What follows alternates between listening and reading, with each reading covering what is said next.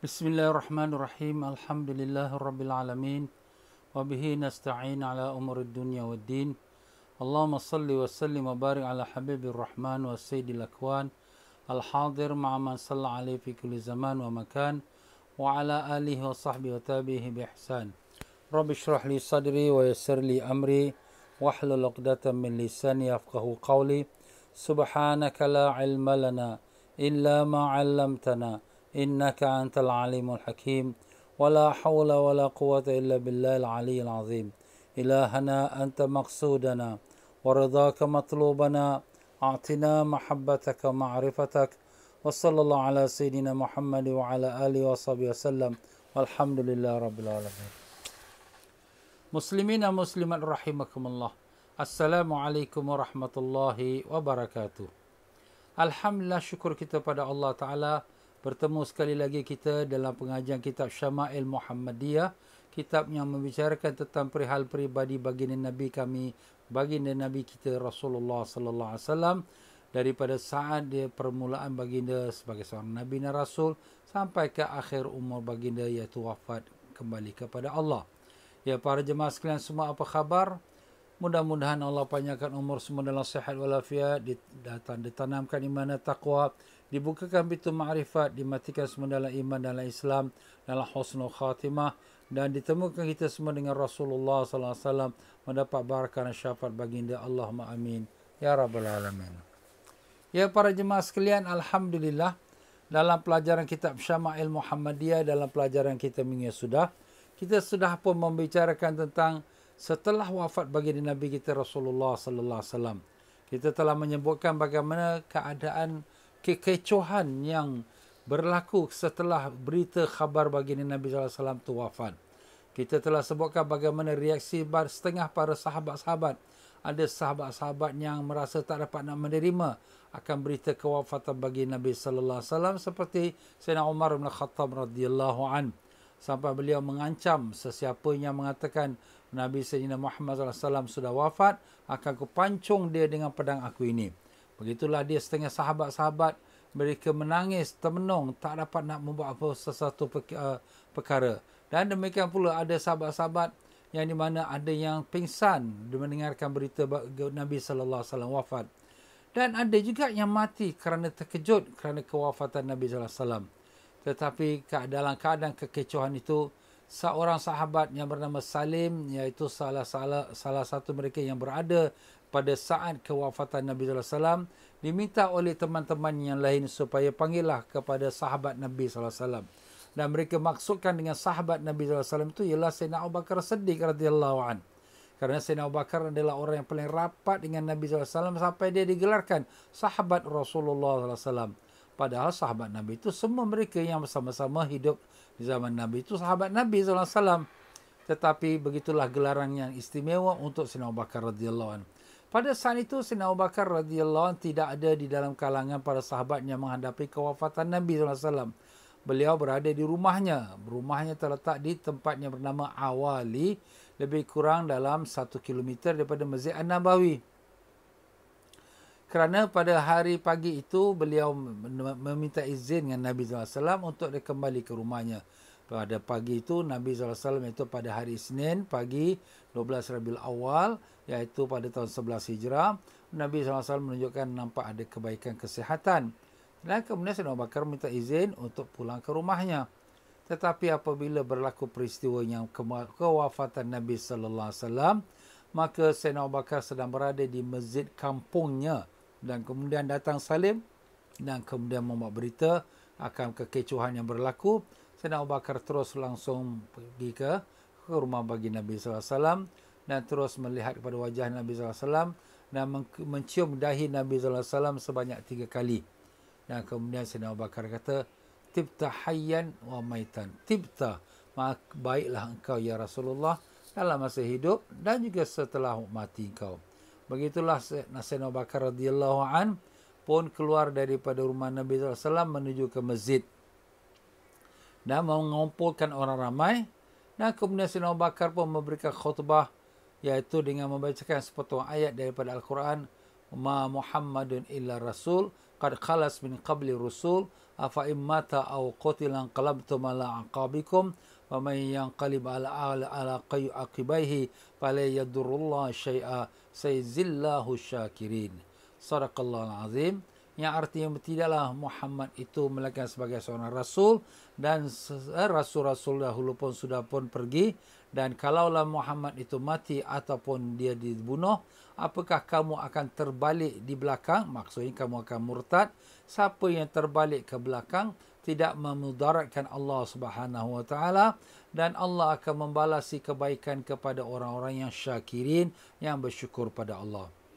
Ayat ini apabila dibacakan oleh Sayyidina Abu Bakar radhiyallahu anhu di atas mimbar, maka terkejut Sayyidina Umar, seolah-olah inilah kali pertama dia mendengarkan ayat ini, padahal selalu dia membaca ayat ini dalam membaca Al-Quran.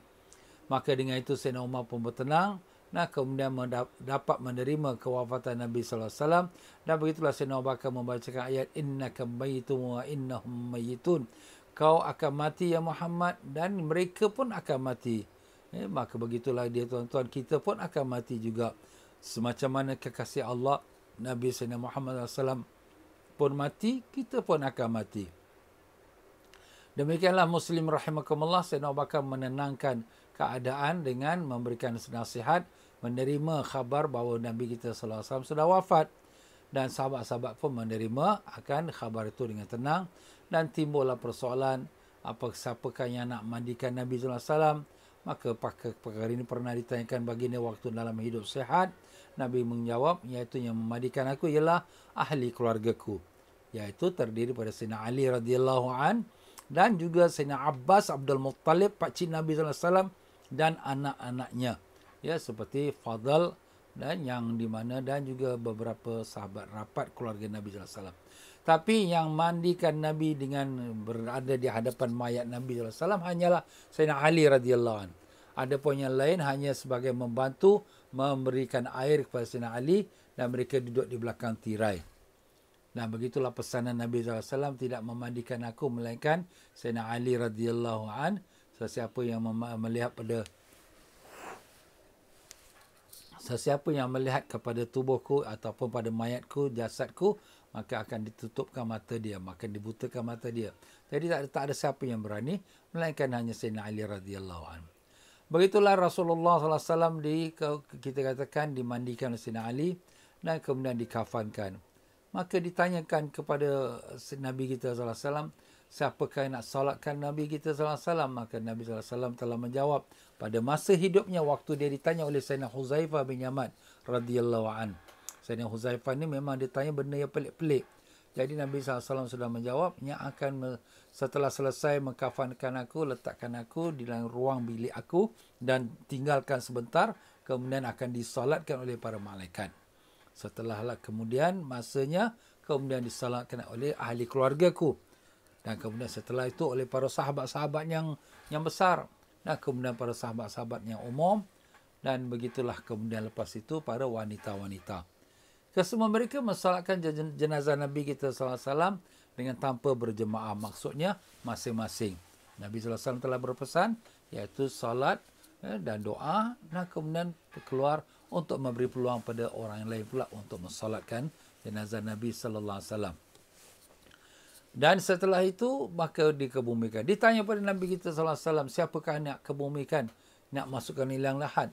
Nabi sallallahu alaihi wasallam mengatakan, iaitu keluargaku, iaitu Sayyidina Ali radhiyallahu an, dan Fadl, iaitu anak pada Sayyidina Abbas bin Abdul Muttalib, dan lagi satu orang iaitu Usamah radhiyallahu an, kalau tak silap saya. Begitulah dia tuan-tuan dan puan-puan, kita katakan iaitu kesimpulan hari jenazah Nabi sallallahu alaihi wasallam diuruskan. Nabi sallallahu alaihi wasallam wafat pada hari Senin, pagi Senin, dan kemudian dikebumikan pada hari Selasa malam Rabu. Kenapakah baginda Nabi sallallahu alaihi wasallam mayat itu lambat diproses? Kerana pada masa itu mereka semua sahabat-sahabat merasa kebingungan, kerana mereka tak pernah menguruskan jenazah seorang Nabi. Sebab Nabi kita sallallahu alaihi wasallam yang Nabi terakhir. Maka dengan itulah mengambil masa, dan keadaan kekecohan untuk nak terima khabar wafatnya Nabi, terima atau tidak, pun merupakan keadaan yang mengambil masa yang banyak. Dan dalam masa itu juga, berlakulah satu peristiwa untuk nak melantik sebagai seorang pengganti atau khalifah. Sebab kalau sesebuah negara tak ada pemimpin, maka negara itu akan jadi kekecohan. Jadi mesti ada seorang pemimpin. Dan demikian juga untuk nak menguruskan jenazah ini, mesti ada satu ketua untuk nak mengaturkannya. Maka dengan itu sahabat-sahabat Ansar radhiyallahu anhum, orang Ahlul Madinah, mereka telah berkumpul di satu tempat yang bernama Saqifah bin Sa'idah. Saqifah bin Sa'idah itu satu kebun yang tak jauh daripada Masjid An-Nabawi, yang kemudian di sana mereka berkumpul untuk nak memperbincangkan pelantikan khalifah.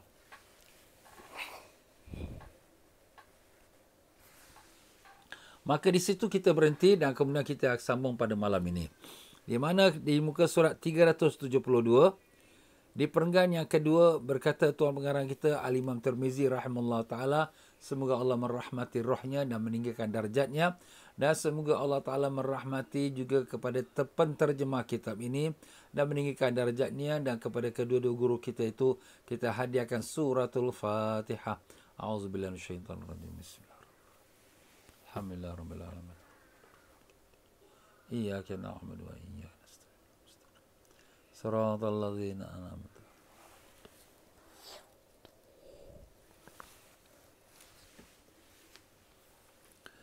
قال المؤلف رحمه الله تعالى ونفعنا الله بهم في الدارين آمين. واجتمع المهاجرون يتشاورون فقالوا انطلق بنا إلى إخواننا من الأنصار ندخلهم معنا في هذا الأمر. Selepas itu kaum muhajirin bermesyuarat. Mereka berkata, mari kita semua pergi bertemu dengan saudara kita, kaum Ansar. Kita ajak mereka bersama-sama berbincang masalah ini. Jadi masa itu kaum muhajirin, mereka memikirkan untuk nak melantik khalifah, pemimpin. Tapi mereka juga mendapat berita bahawa orang-orang Ansar, iaitu orang Ahlul Madinah, mereka sudah pun berkumpul di tempat yang dinamakan tadi Saqifah bin Sa'idah, untuk memilih akan ketua ataupun khalifah. Maka berkatalah antara sahabat-sahabat ini, iaitu sahabat-sahabat muhajirin,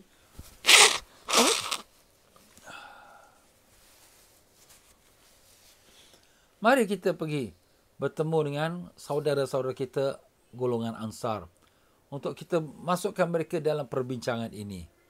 Jadi yang pergi menghadap kepada kaum Ansar ialah 3 orang sahabat Nabi SAW yang besar, iaitulah Sayyidina Abu Bakar radhiyallahu an, Sayyidina Umar radhiyallahu an, dan Sayyidina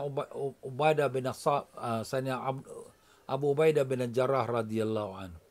Jadi mereka berangkat dan untuk bertemu dengan sahabat-sahabat Ansar, dan sampai di sana maka golongan Ansar pun berkata kepada golongan Muhajirin.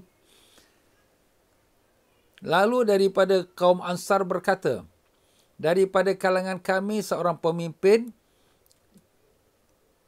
dan daripada kalangan kamu seorang pemimpin. Jadi kita ambil satu pemimpin dari Ansar, satu pemimpin daripada Quraisy. Jadi di sini akan ada 2 orang pemimpin. Dan kalau ada 2 pemimpin dalam sebuah pentadbiran negara, ia akan menjadi kecoh. Kerana kalau 2 pemimpin mempunyai pendapat yang berbeza, dia tak akan dapat stable negara tersebut. Jadi di sini juga menimbulkan satu perkara yang perlu kita ambil perhatian. Dia tak boleh mungkin ada 2 pemimpin dalam satu pentadbiran. Ya. Umar terus membalas, siapakah yang memiliki 3 keutamaan ini? Ya, jadi Sayyidina Umar radhiyallahu an membalas. Membalas tu maknanya kita katakan menolak pendapat tersebut, tetapi dengan cara nak memberikan hujah. Jangan mengatakan siapakah yang memiliki 3 keutamaan ini. Keutamaan yang mana? Umar pun membacakan sepotong ayat Al-Quran yang Allah Ta'ala berfirman, A'udzubillahi minasyaitanir rajim. Thaniyasnaini izhuma fil ghar iz yaqulu li sahibihi la tahzan innallaha ma'ana. Yang artinya daripada surah Taubah ayat yang ke-40, dia seorang daripada 2 orang semasa mereka berlindung di dalam gua. Ketika dia berkata kepada sahabatnya, janganlah kamu berduka cita, sesungguhnya Allah bersama-sama kita. Jadi di sini Allah Subhanahu Wa Taala berfirman, kisah ini berlaku sewaktu baginda Nabi SAW dengan Sayyidina Abu Bakar radhiyallahu an dalam peristiwa hijrah, di mana baginda dengan Sayyidina Abu Bakar bersembunyi, berlindung di dalam gua Jabal Thur. Jabal Thur, Bukit Thur. Bukit Thur ni terletak di selatan kota Mekah. Iaitu pada malam baginda Nabi SAW berhijrah meninggalkan kota Mekah dan menuju ke Madinah Munawwarah. Nabi SAW berangkat di waktu malam. Dan kemudian baginda Nabi SAW pergi ke rumah Sayyidina Abu Bakar radhiyallahu an dan kemudian mengajak Sayyidina Abu Bakar untuk menemankan Nabi SAW dalam perjalanan hijrah. Maka tetapi Nabi SAW tidak terus langsung pergi ke Madinah. Kerana sebab orang-orang kafir Quraisy memang mengetahui Nabi akan pergi ke Madinah. Jadi sudah tentu mereka akan mencari Nabi jalan-jalan menuju ke Madinah. Untuk mengelirukan keadaan dan untuk menenangkan keadaan, maka Nabi SAW memilih jalan pergi ke selatan Mekah. Sedangkan Madinah tu di utara Mekah. Jadi Nabi pergi ke selatan, dari situlah tempat yang Nabi pergi, iaitu di kita katakan di Bukit Jabal Thur. Nabi SAW pun naik datang Bukit Jabal Thur dengan Sayyidina Abu Bakar radhiyallahu an. Mereka yang pernah pergi haji atau umrah, yang pernah mengalami pengalaman mendaki Jabal Thur, ia bukan mudah. Mendaki Jabal Nur lebih mudah dan lebih cepat daripada mendaki Jabal Thur. Jabal Thur agak jaraknya lebih jauh dan lebih liku-likunya lebih lagi sulit untuk melaluinya. Tapi begitulah baginda Nabi SAW dipimpin oleh Allah SWT. Baginda dengan Sayyidina Abu Bakar radhiyallahu an, kedua mereka naik atas Bukit Jabal Thur. Dan di sana terdapat satu gua dan Nabi dengan Sayyidina Abu Bakar pun masuk ke dalam gua tersebut. Apabila Sayyidina Nabi SAW masuk dalam gua tersebut, Sayyidina Abu Bakar radhiyallahu an nampak ada satu lubang dan Sayyidina Abu Bakar rasa bimbang. Jangan-jangan takut ini lubang ular, maka disendalkan lubang itu dengan tumitnya. Kemudian Nabi SAW pun berbaring di atas riba Sayyidina Abu Bakar radhiyallahu an. Dan kemudian dalam tak beberapa lama, Sayyidina Abu Bakar punya air mata pun menitis kena pada pipi Nabi SAW. Jadi apabila Nabi tersedak kena air mata Sayyidina Abu Bakar, Nabi kata, "Kenapa ya Abu Bakar? Kenapa kau menangis?" Maka Sayyidina Abu Bakar pun menjawab, "Kaki aku kena sengat ular." Jadi betul lubang tadi itu lubang ular. Jadi Sayyidina Abu Bakar kaki sudah disengatkan oleh ular. Jadi Nabi SAW yang mempunyai kuasa mukjizat, boleh berbicara kepada haiwan, maka Nabi berbicara kepada ular. Ya, kenapa engkau mematuk sahabat aku Sayyidina Abu Bakar radhiyallahu an? Maka ular itu pun berkata, "Sesungguhnya datuk nenek aku, ular-ular yang dulu, telah beritahu pada kami bahawa gua kami ini akan didatangi oleh Nabi akhir zaman." Masya Allah. Jadi apa yang Nabi nak lakukan sudah diberitahu Allah kepada makhluk-makhluk yang lain. Di sinilah Nabi SAW akan datang. Dan apabila engkau datang ya Rasulullah, maka aku nak tengok wajah engkau kerana rindu kasih kepadamu. Tetapi Sayyidina Abu Bakar telah menyendalkan pintu aku, maka sebab itu aku patuk dia supaya aku dapat melihat wajah engkau. Masya Allah. Ular pun rindu nak bertemu dengan Nabi kita sallallahu alaihi wasallam. Sudah tentu kita umat Nabi lebih lagi rindu untuk bertemu dengan Nabi sallallahu alaihi wasallam. Allahumma ya Allah, saksikanlah kami semua umat baginda Nabi sallallahu alaihi wasallam kasih dan rindu pada Nabi kami ya Allah. Izinkanlah kami dapat menatap wajah baginda Nabi kami Rasulullah sallallahu alaihi wasallam wallah sekali mata dalam hidup ini dengan berkat syafaat Nabi sallallahu alaihi wasallam. Amin ya rabbal alamin. Maka dengan itulah dia, tuan-tuan dan puan-puan rahimakumullah, bagaimana Sayyidina Abu Bakar disengat oleh ular. Kemudian Nabi SAW dengan Sayyidina Abu Bakar duduk dalam gua tersebut, dan kemudian orang-orang Quraisy yang di mana mereka yang sedang berjaga keliling rumah Nabi SAW pada waktu malam, yang dalam rancangan mereka untuk membunuh Nabi SAW, maka apabila mereka tersedar daripada tidur mereka ataupun kelalaian mereka, kerana sewaktu Nabi SAW nak keluar pada rumah itu, Nabi memegang segumpal tanah sambil membaca ayat daripada surah Yasin. A'udzubillahi minasyaitanirrajim. waj'alna min baini aydihim saddan wa min khalfihim saddan faghshaynahum fahum la yubsirun.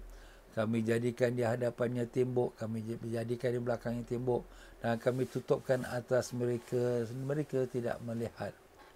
Dan Nabi pun hamburkan tanah itu, dan tak seorang pun daripada pemuda-pemuda Quraisy yang ada keliling rumah Nabi melihat Nabi keluar pada rumah tersebut.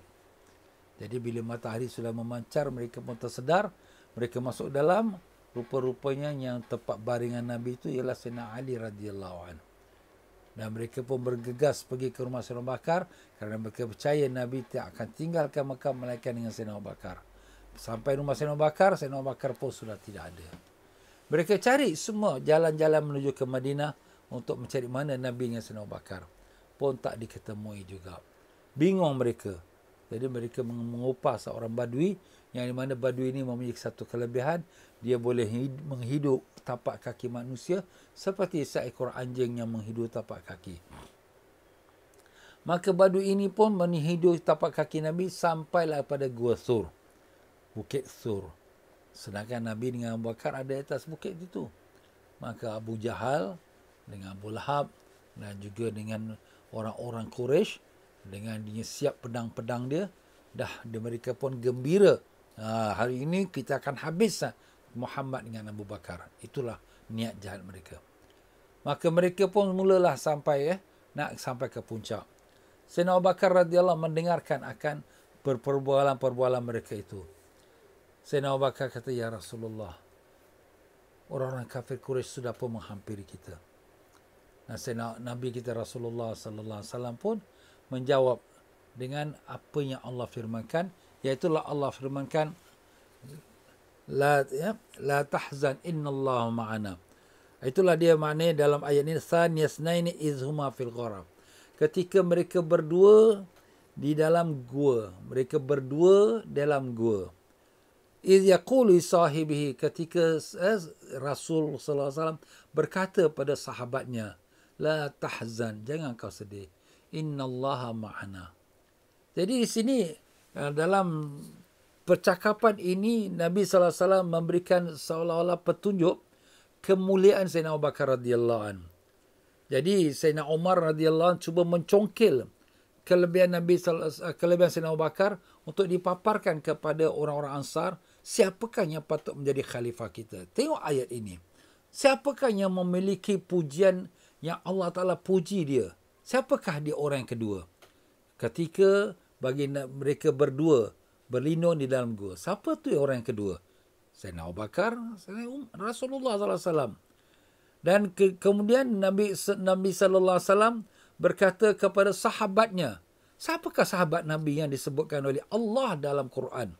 Iaitu Sayyidina Abu Bakar. Dan kemudian disebutkan pula Allah Ta'ala punya jaminan, la tahzan innallaha ma'ana. Jangan kau sedih ya Abu Bakar. Innallaha ma'ana. Allah beserta kami. Beserta dengan kami itu siapa? Nabi sallallahu alaihi wasallam dan Sayyidina Abu Bakar. Jadi di sini dalam ayat ini ada 3 kelebihan Sayyidina Abu Bakar yang disebutkan oleh ayat Quran ini. Iaitu pertama, bahawa Nabi sallallahu alaihi wasallam bersama Sayyidina Abu Bakar. Berdua. Tak ada orang ketiga. Dan keduanya, Nabi sallallahu alaihi wasallam berkata pada temannya, sahabatnya. Siapa sahabatnya? Sayyidina Abu Bakar. Jadi dinamakan oleh Allah, Sayyidina Abu Bakar ialah orang yang kedua dan orang yang dinamakan sahabat Nabi sallallahu alaihi wasallam. Sebab tu nama Sayyidina Abu Bakar sahabat Rasulullah sudah memang popular di kalangan para sahabat. Nah, kemudian kelebihan yang ketiga, iaitu Nabi menggambarkan, jangan kau sedih, Allah beserta kami. Makna Nabi meletakkan Sayyidina Abu Bakar bersama-sama diri Nabi. Mana seolah Abu Bakar is one of Nabi juga. Allah beserta kami. La tahzan innallaha ma'ana. Jangan kau sedih, Allah beserta kami. Jadi dalam 3 kelebihan ini, siapakah yang memiliki 3 kelebihan di dalam ayat ini? Sayyidina Umar tanya kepada sahabat-sahabat Ansar. Jawapannya sudah tentulah Sayyidina Abu Bakar radhiyallahu anhu. Maka selepas itu Sayyidina Umar pun menghulurkan tangan lalu membaiat Abu Bakar. Orang ramai di situ turut membaiat beliau dengan baiat yang indah. Jadi baiat itu maknanya mengangkat sumpah. Mengangkat sumpah untuk mentaati apa yang akan dilakukan ataupun yang diperintahkan oleh khalifah. Kita berbaiat.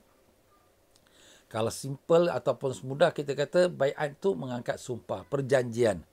Mengangkat sumpah perjanjian. Tak kiralah perjanjian dari segi beramal, perjanjian daripada segi kita nak meninggalkan yang maksiat, perjanjian daripada segi kita nak membuatkan zikir-zikir. Dan begitu juga kalau ulama-ulama tarekat, mereka mengijazahkan kepada murid-murid mereka, mereka mengatakan kami memberi baiat. Maknanya mengikat janji setia kepada gurunya untuk mengamalkan apa yang mereka telah menjanjikannya. Maka di sini sebelum peristiwa Sayyidina Umar mengangkatkan Sayyidina Abu Bakar menjadi khalifah saat tersebut, selain daripada Sayyidina Umar membacakan ayat tadi, sebenarnya Sayyidina Abu Bakar sini pun mencelah. Dia mengatakan, Nabi kita sallallahu alaihi wasallam pernah mengatakan bahawa al-khulafa min al-Quraisy, iaitu orang yang menjadi khalifah hendaklah daripada golongan Quraisy. Kerana golongan Quraisy itu ialah ke golongan Rasulullah SAW. Arab kabilah Nabi kita SAW. Dan Quraisy adalah merupakan pilihan Allah. Daripada Quraisy lah lahirnya Nabi kita SAW. Jadi orang Ansar bukan orang Quraisy. Dan demikianlah pula Sayyidina Umar berkata, kalaulah Sayyidina Abu Bakar dilantik Nabi untuk jadi imam dalam urusan agama, kenapa kita tak reda untuk melantik Sayyidina Abu Bakar menjadi khalifah dalam urusan dunia? Khalifah ni urusan dunia. Ya, mentadbir negara, urusan dunia. Mana lebih besar antara urusan dunia dengan urusan agama? Urusan agama lebih besar. Iaitu Sayyidina Abu Bakar sendiri. Nabi telah melantiknya untuk gantikan Nabi dalam solat, menjadi imam. Dan bukan sekali, bukan dua kali, bahkan 17 kali Sayyidina Abu Bakar menjadi imam solat menggantikan Nabi sallallahu alaihi wasallam. Pernah sebagaimana yang telah kita baca pada minggu awal, bahawa apabila Nabi sallallahu alaihi wasallam tanya sudah masuk waktu solat, sahabat-sahabat kata sudah. Masa tu Nabi sedang sakit. Nah, maka Nabi kata suruh Sayyidina Bilal azan dan perintahkan Sayyidina Abu Bakar untuk mengimamkan solat. Kemudian Nabi orang kata disanggah ataupun diberikan cadangan oleh Siti Aisyah. Ya, Siti Aisyah kata bapa aku itu orangnya kuat menangis, ya. Ambillah orang lain. Tapi Nabi kata suruh Sayyidina Bilal azan dan suruh Sayyidina Abu Bakar untuk menjadi imam. Jadi perkara ini sudah menjadi satu isyarat. Sayyidina Abu Bakar diperintah Nabi untuk jadi imam pengganti Nabi. Nah, sekarang kalau Nabi SAW sudah tidak ada sebagai ketua negara, pengganti Nabi ialah Sayyidina Abu Bakar. Kerana kalau Nabi sudah meredai Sayyidina Abu Bakar untuk menjadi imam dalam urusan agama, apakah lagi dengan urusan dunia yang tak ada nilai harga di sisi Allah. Itulah antara kata-kata Sayyidina Umar radhiyallahu an kepada para sahabat-sahabat Ansar. Kalaulah sekiranya Nabi SAW meredainya untuk menjadi pengganti Nabi dalam urusan agama, kenapa kita tidak reda untuk Sayyidina Abu Bakar menjadi pengganti Nabi? Pengganti itu makna khalifah lah dalam urusan dunia kita ini. Maka dengan itu Sayyidina Umar pun kata kepada Sayyidina Abu Bakar, ya Abu Bakar, ulurkan tanganmu. Maka diulurkan tangan Sayyidina Abu Bakar dan Sayyidina Umar pun memegang tangan Sayyidina Abu Bakar dan mengangkat sumpah, aku berbaiat padamu sebagai khalifah dan taat setiaku padamu dalam apa yang diperintahkan Allah dan Rasulnya. Jadi itu namanya baiat atau mengangkat sumpah taat kepada pemimpin negara. Jadi apabila Sayyidina Umar berkata demikian, sahabat-sahabat Ansar yang ada pun tak banyak berfikir lagi. Kenapa? Sebab sudah jelas dia punya dalil dan bukti yang Sayyidina Abu Bakar lah orang yang paling layak sekali untuk dijadikan sebagai pengganti Nabi SAW, iaitu khalifah Rasulullah SAW. Khalifah dari segi bahasa Arab maknanya pengganti.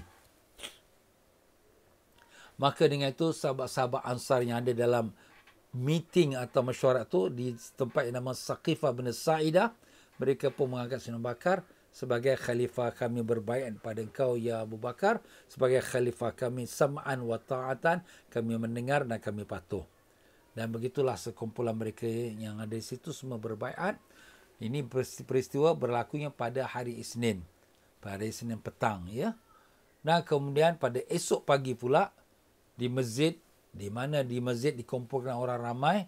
Masa tu jenazah Nabi masih di rumah lagi. Sebab jenazah tu nak diuruskan mesti ada satu orang ketua. Maka dengan itu semua masjid itu, seluruh masjid itu ataupun semua sahabat-sahabat sudah berada dalam masjid, dan begitulah Sayyidina Abu Bakar memberikan ucapan, dan dengan itu mereka juga menerima Sayyidina Abu Bakar sebagai khalifah, dan semua ahli masjid itu, semua sahabat-sahabat Nabi sallallahu alaihi wasallam berbaiat kepada Sayyidina Abu Bakar sebagai khalifah.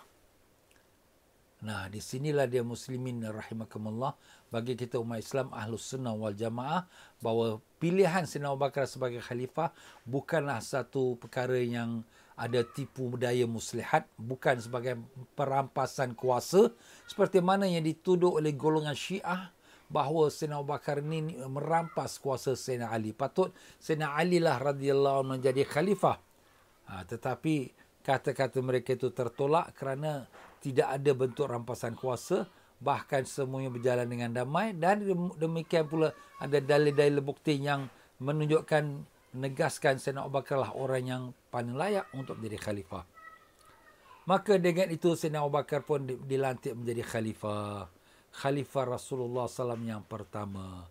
Dan dengan itu Sayyidina Abu Bakar akan mengeluarkan arahan bagaimana pengurusan jenazah, dikafankan jenazah dan disolatkan jenazah bagi Nabi kita Rasulullah SAW, dan kemudian dikebumikan. Dan bila waktu nak dikebumikan, mereka pun mempunyai pertanyaan di mana nak kebumikan. Sayyidina Abu Bakar sekali lagi menjawab bahawa aku mendengar Rasulullah SAW bersabda bahawa seseorang Nabi itu tidaklah diambil nyawanya melainkan di tempat yang dia terbaik sekali baginya, dan dia ditanamkan di mana dia mati. Jadi Nabi SAW wafat dalam rumah Siti Aisyah, di tempat perbaringannya. Maka di tempat perbaringan itulah dikebumikan Rasulullah SAW yang ada sekarang ini. Ya, begitulah dia tuan-tuan dan puan-puan rahimakumullah, kisahnya kewafatan baginda, dan begitulah dia dengan kita katakan pelantikan Sayyidina Abu Bakar radhiyallahu anhu menjadi khalifah. Dan dengan itu selesai kita dalam membacakan hadis yang 380, ya. Masuk kita pada hadis yang 381. Di muka surat 373, Anas bin Malik radhiyallahu anhu berkata, "Lamma wajada Rasulullah sallallahu alaihi wasallam min kurabil mauti ma wajad, qalat Fatimah wa karaba. Faqala Nabi sallallahu alaihi wasallam la karba ala abiki ba'da al-yawmin. Ba'da al-yawm innahu qad hadara min abiki ma laysa bitarikin minhu ahadan al-muwafatu yawm al-qiyamah." Artinya, ketika Rasulullah SAW sedang merasakan kesakitan menghadapi kematian, Fatimah Az-Zahra, Fatimah anak Nabi SAW berkata, "Aduhai sakitnya," iaitu mengeluhlah Siti Fatimah sebagai manusia, anak kesayangan, sayang pada bapaknya. Bapa ini dalam kesakitan yang amat berat. "Aduhai bapa, nak pergi ni, ya Allah, ya Allah." Rasulullah SAW membalas, "Tidak ada sakit lagi untuk ayahmu selepas hari ini." Maknanya dah mati memang tak ada rasa sakit. "Sesungguhnya maut sudah menghampiri ayahmu. Tidak seorang pun dapat lari daripadanya. Pertemuan dengan maut pasti akan terjadi sehingga hari kiamat." Allah Allah. Jadi dalam ayat ini atau kata-kata Nabi ini nak beritahu pada kita, mati tak ada siapa yang dapat lepaskan diri. Walaupun dia Nabi sekalipun, tetap dia akan mati. Dan begitulah Nabi pun menggambarkan, aku pun sudah dekat dengan mati. Jadi kita ni pun tuan-tuan dan puan-puan, ya, kita pun siap-siaplah. Kita pun dah dekat dengan mati. Al-Imam Al-Ghazali pernah bertanya kepada murid-muridnya, apakah perkara yang paling dekat sekali pada kita?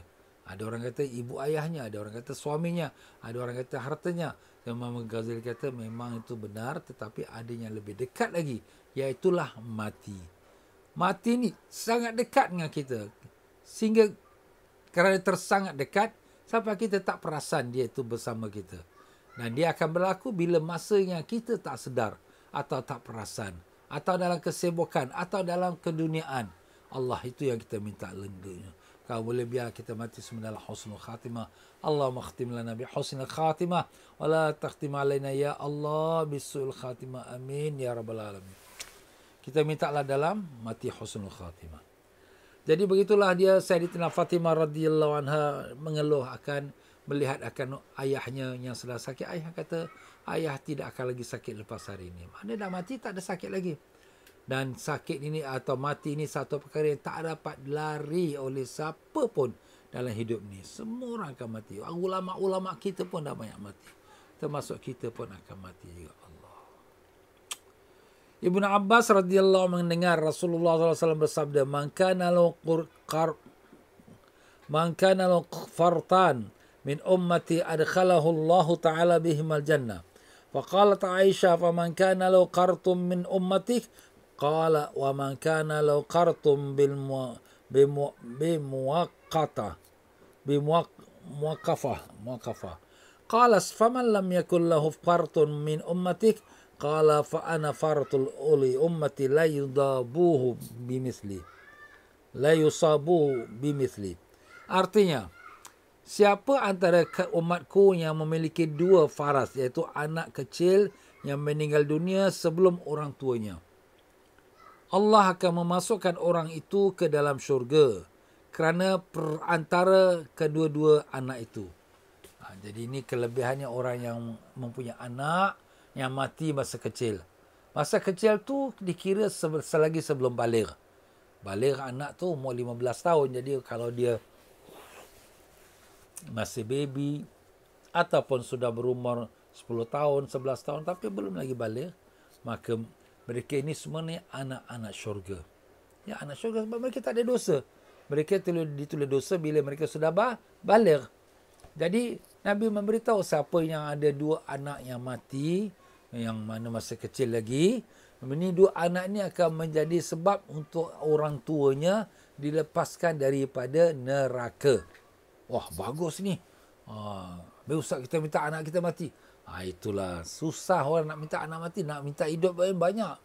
Ya Allah, anak aku sakit, ya Allah semua. Jadi kita anak kita sakit, kita minta, sedih kita tengok anak kita sakit. Tapi anak kita mati. Anak kita mati lebih lagi sedih. Sebab apa? Anak kita ustaz. Apalagi ibunya yang mengandungnya, yang menyusukan dia.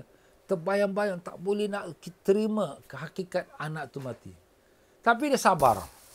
Dengan ujian yang berat ini, dia sabar juga. Dan dia redha dengan takdir Allah. Allah sediakan dia syurga sebagai tempat balasannya. Nampak? Ini bagus ni.